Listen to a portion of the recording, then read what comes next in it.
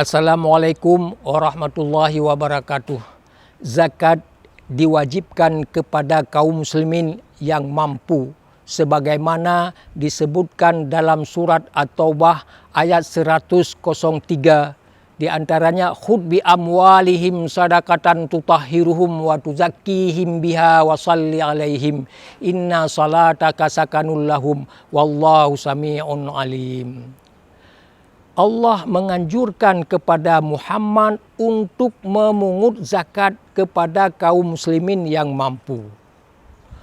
Guna kaum muslimin itu setelah diberikan zakat, harta mereka berkembang, jiwa mereka tenang, dan juga kaum muslimin merasa bahagia, terutama kaum du'afa. Dianjurkan memberikan zakat oleh kaum muslimin yang kaya kepada kaum du'afa merupakan kewajiban yang diterangkan dalam At-Taubah tersebut adalah wajib diberikan.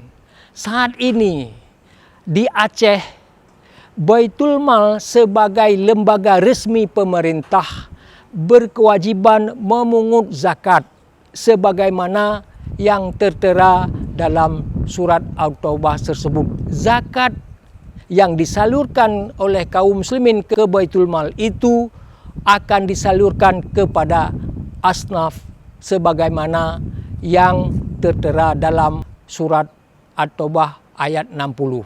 Oleh karena itu, kaum muslimin yang mampu, kaum muslimin yang merasa mempunyai harta yang lebih, baik itu pertanian, baik itu perniagaan, baik itu jasa, diwajibkan untuk diberikan ke Baitul Mal Aceh, agar Baitul Mal Aceh menyalurkan zakat kepada yang berhak.